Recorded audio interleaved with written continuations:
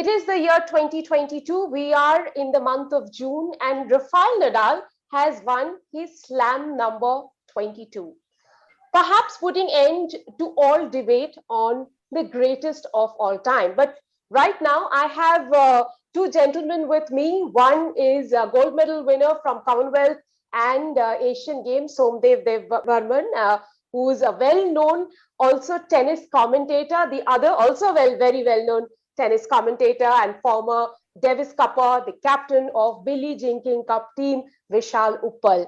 Vishaal, I'll start with you. Has Rafael Nadal put an end to all debate on the greatest of all time?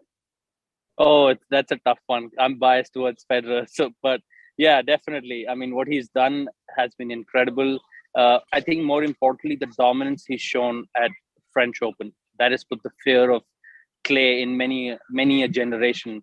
And I think in my mind, he will go down as one of the greatest sports person of all time across all sports. I mean, from what he's achieved, it's incredible. The longevity of his career, his performances, and, more importantly, his never say die attitude. I mean, that's something people can really learn from and, really look up to. So I think, yeah, definitely one of the greatest. But yeah. So let's hear you on this. I mean, for me, the thing is that as of right now, it's hard to argue. It's really hard to argue. Not just obviously the numbers, that's what's, front and foremost. But I mean, 22 at 36 years old, 14 times at Roland Garros, every single slam twice. I mean, the only second guy to do it is the only other guy to do it is Novak. But I think the problem is that the debate doesn't end here and now. The debate ends when everybody hangs up their rackets. At least the debate for this generation.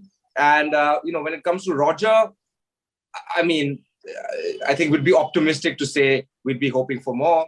When it comes to Rafa, at this point, at least for this year, he's not the favorite anymore. I don't think he's going to play Wimbledon. I'll be surprised if he competes at New York. And in terms of Novak, I think he's still very close to his peak. I don't think he's falling off yet on any of the surfaces. So yes, as of right now, it is Rafa, but I think there's still a few more chapters in this book before we put an end to it and before the next generation of tennis players comes about and starts winning slams. So, I mean, right now, he's the GOAT. No problem. There's absolutely no qualms about that. Argument in that. Yeah, no arguments whatsoever. Vishaal, I was reading somewhere that Rafael Nadal had said during this tournament, he had practically put his foot to sleep to be able to go through the rounds that he went through. Just tell us a little bit about what does it require for a player to go through that kind of pain to be winning a slam. Well, I can only tell you what a mere mortal feels like when you're hurting. I can't tell you what Rafael Nadal goes through. I mean, it's incredible. I mean, we only hear how much pain he's in, and he's taking all these injections to numb the pain and stuff like that. But for him to come out and run the way he runs, and for him to work hard the way he works out, I think they really need to do some serious, research on his body and how he recovers so fast. There has to be some secret formula to this because, I mean, the last thing I remember was Pete Sampras at Wimbledon when he had shin splints. We remember that he didn't, practice on the days he was off because he was just resting his leg so that he could just compete in matches. And for Nadal to do what he does, it really has to be a case study. How does he manage to recover the way he recovers? Because if you look at all the other players, I mean, whether it's an Andy Murray or, it's a Dominic Thiem now, younger guy, they're struggling. Once they've had an injury, they're struggling to get back into it. And Rafael Nadal is 1 week, he's like, I'm doubtful for the French Open. And the next week it comes out and he beats everyone black and blue. So, yeah, I mean, it's unbelievable what he's gone through physically. And that's why I've always said that his will is far greater than his skill. But Vishaal, here's my question. Do you think Rafael Nadal always underplays French Open? He never comes out and says he's the favorite. Yeah, I think there are a lot of mind games that he plays, definitely. I mean, even before the finals, I read a statement where he said, I'd rather get a new leg instead of winning the final. I'm like, okay, then go get a new leg. I mean, there are these mind games that he plays. It's year on year. So now, literally, every time he says I'm injured, I'm hurting, I don't even take him seriously, because I know I know he's gonna come out at French Open and he's gonna run like there is no tomorrow. So I heard you saying on the telecast, on the broadcast, that people who have this kind of foot injury, they perhaps also have to undergo amputation. And Rafa, with that kind of injury, he's going on running the way he's running. Well, so the injury is bone necrosis. It's not an injury. It's a chronic situation that he's going through. It's bone necrosis. Mueller syndrome, is that what it is called? Yeah, it essentially is, the bone marrow in that part of his foot is dead. There's no more bone marrow. So there's a probability. I'm not saying it's a possibility, but there's a probability in such cases. And I checked with some doctors. I checked with a few of the physios and on the tour as well. And they said that the pain is so severe. So here's what we have to understand. While he's numbing his foot with anesthetics, with painkillers, with whatever he's numbing his foot with, the problem doesn't change. We're just masking a problem. It's the same as cortisone. When you have an injury and you use cortisone, you feel less pain, but the injury still exists. So in Rafa's case, the problem still exists, but we're masking it with painkillers. So he's essentially making it worse and worse and worse. And that's the choice that he's making because of his will to compete and his will to win. And this is the only way he can play, because in Rome, we saw him play without painkillers and he looked like a completely different player. So, and he's also one of those players that does travel with his doctor. So, when you're talking about the situation that he's in, there's a possibility that people with this issue a lot later in their lives, they have to go ahead and do that. Now, obviously, keeping in mind that, while saying that Rafa is going to have the best doctors, he is going to be, ahead of the schedule. He is going to do everything he can in order to live the most normal life. But the problem is that he's damaged it so much that he can't currently practice if he's off painkillers. So I think now from what I understood from him, his team, they've now taken a backseat. Obviously, they're going to go on a well-deserved vacation, but they've taken a backseat to now see what's the most beneficial thing not for Rafa Nadal's career anymore, but for Rafa Nadal's life. For him to have a pain-free life, for him to continue being active when he's done playing. We know he loves playing football. We know he loves playing golf. He loves being outdoors. He loves being on his boat. So for him to have a high quality of life, what's the next thing required? And it's honestly very similar to what Roger's done with his knee. The first time he came back, he had to undergo another procedure again. And now when you ask him, he says, well, I'm 40 years old. It's much more about me living a healthy life with my kids, being able to play tennis, enjoy being outdoors, going hiking, things I like doing. So I think now that he has achieved this, it's going to allow him, that well-earned time to make those kind of decisions. And so that's why I won't be surprised if we don't see too much more of Rafa. I do think the end is nearer now than it ever has been.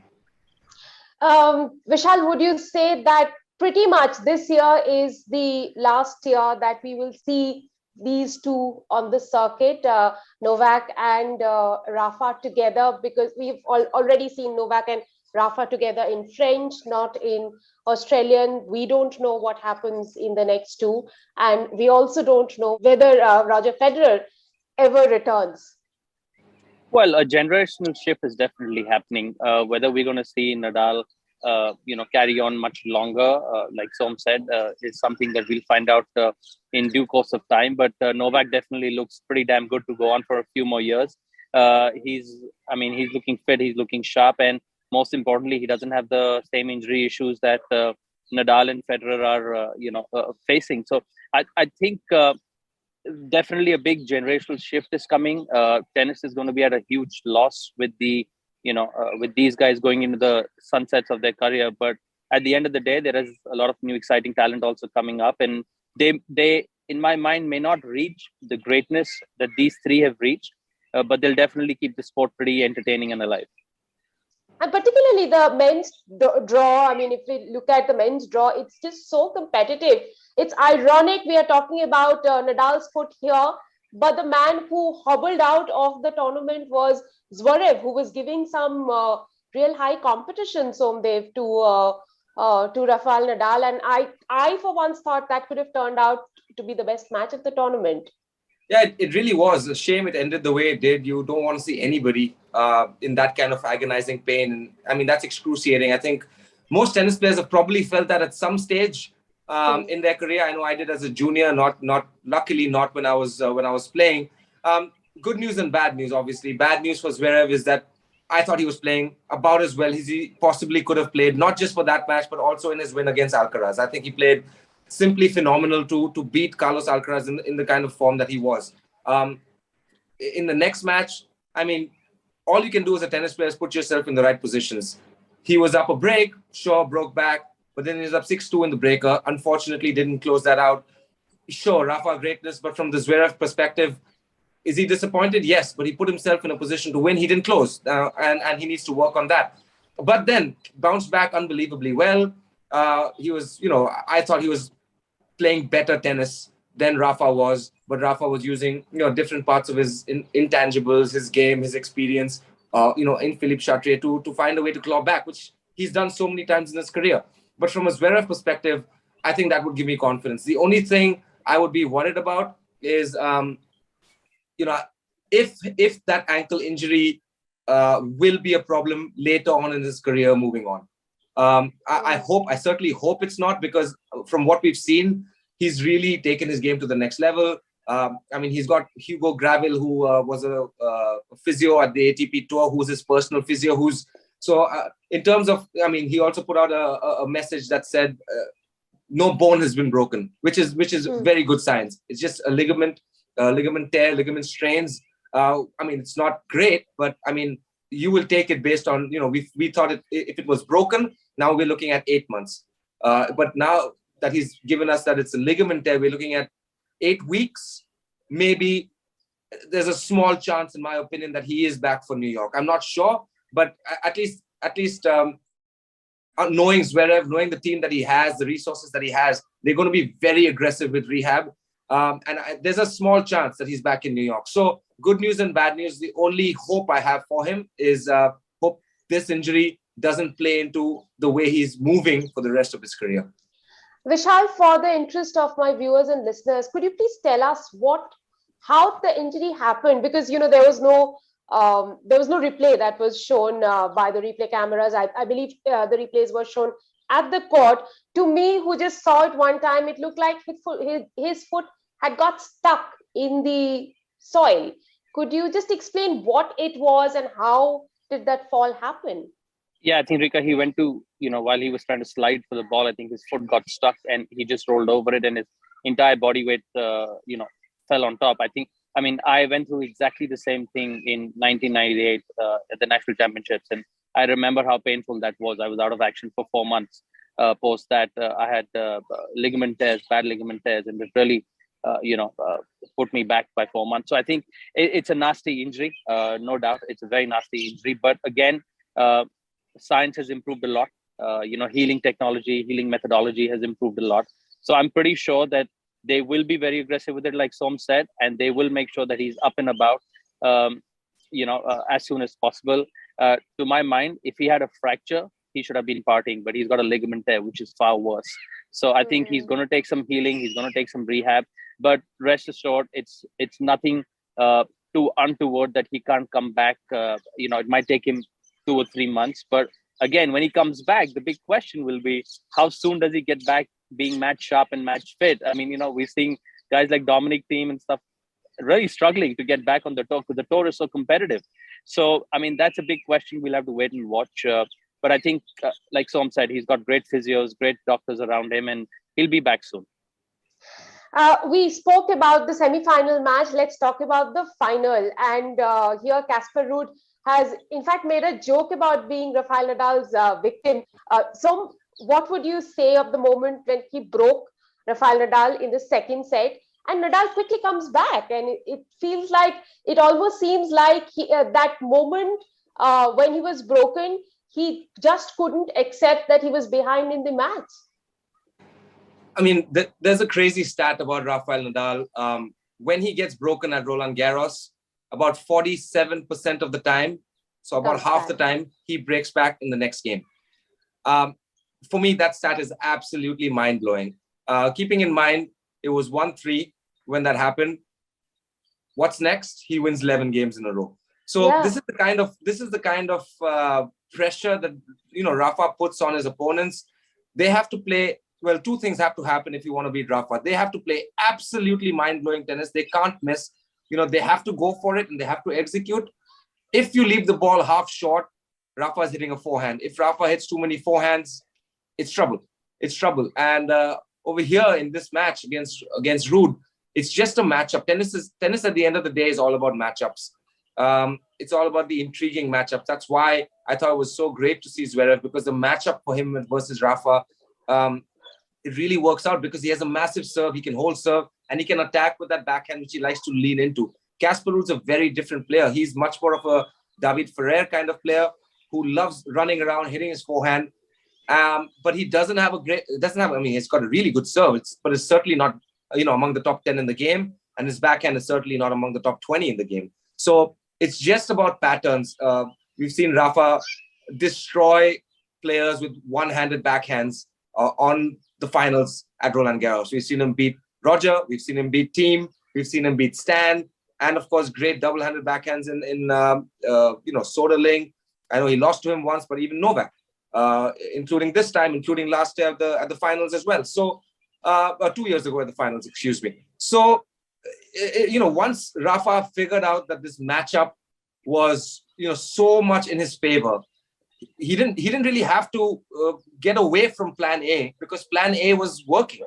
In the first set, he started strong. He went out hot. Once he was ahead, did he get broken? Yes, but guess what? He broke back again. Then once you found a button where you can really trouble your opponent, in this case, Casper Ruud, I don't think Rafa needed to do a whole lot different. He said, this is my game plan. I don't care if it's, I don't have to beat you 55 different ways. I'm successful beating you one way. And one of my greatest strengths is to have the mental ability to engage, to lock in, and continue doing the work that I do. That's what's made Rafael Nadal so great. And for me, it's just amazing to watch that he can do it at this age and battling through injuries as well. But honestly, Casper Ruud, great tournament. Anybody who makes the finals of any slam or any tournament, really, unbelievable tournament, unbelievable season. Just too bad you're up against Rafa. And he was right. He's not the only victim. Well, in the end, I'll have to... I just want to add quickly to that. I felt Casper Ruud had lost the match even before he entered the court, because if you watched him, his body language wasn't there. If you looked at him, his mentality wasn't that he believed he could beat Nadal, let alone, give him a good fight. I mean, even when he played really good points, I remember one point in the match where he ran and picked up a drop shot and came up with a very good angle. He was almost apologetic to Rafael Nadal. He was apologizing to Nadal. I mean, you're in the French Open final. Come on. So I think Casper Ruud didn't believe in himself. No matter what, he did not believe in himself. And you need all the belief in the world if you want to play against Rafael Nadal. And if you fall short by even 0.1%, you're not beating this guy. And I think also, Vishaal, there's a history between the two. Him having gone to the Rafael Nadal Academy, and in the end, he said thank you to Nadal for that. But Rika, what you have to also know about athletes and sports persons are they are desperate to beat their idols. They look forward to beating their idols. I mean, growing up as kids, when we would play with our dad being our idol, our first plan was to try and beat our dad. So every top athlete wants to beat his idol. Ask anyone who's growing up. Some will tell you he wanted to beat all his seniors all the time, me included, because I was a little ahead of the curve from him when he was a 16-year-old. So, you're looking to beat your idols. And for Casper Ruud, this was probably the biggest opportunity, because I don't think he's going to get another one. Okay, in the end, I'll have to ask the both of you, starting with Vishaal, your most favorite shot of Rafael Nadal. Mine is the drop shot. I mean, I think his biggest weapon, his forehand, that's a thing of beauty. I've seen a lot of coaches really insisting a lot on, technique. So for me, every time you watch him hit a forehand and the way he controls and commands the point with his forehand is a beauty. I mean, even against Zverev, that set point down, he just ran down from what, 8-10 feet behind the baseline. He comes with a short, forehand short cross-court angle to pass him. I mean, he comes up with some ridiculous stuff. What about you, Som? Hard to disagree with Vishaal, but since he said the forehand, I'm going to try and find something different. I think one of the most underrated things in sport is to be able to do the exact same thing repeatedly over and over again, and do it like it's new. Do it like it's something that you're doing for the first time, with the same kind of intensity and the same kind of focus and the same kind of concentration. So I've read a lot about Rafael Nadal. One of his idols is also Tiger Woods, and both of them share this similar trait: is their mental tenacity, their ability to forget things that have happened and only focus on job at hand. And job at hand is, how do I find the best way to win the next point? So yeah, his drop shots are great. His forehand, obviously, in my opinion, the greatest shot in the history of tennis. But I think the mental tenacity is something that I enjoy, because there's no off switch. When Rafael Nadal is sitting on the bench, he's still focused on his water bottles. When he's lost a point or won a point, he still cleans the baseline off with his foot. When he's about to have a pre-serving motion, he's got his routines that allow him to focus and concentrate on exactly what he needs to do. So for me, being a tennis geek, being a tennis nerd, being somebody who loves watching the intricacies of the greats, I just can't get enough about how well he concentrates and focuses at every moment through his entire career. Well, Som and Vishaal, I hope that we are able to see more of him, because he's promised to the Philip Shatcher audience that he will keep coming back. But only time will tell, and probably the medicines that he gets to have, and the diagnosis of his foot injury. Thank you very, very much for joining me on the chat.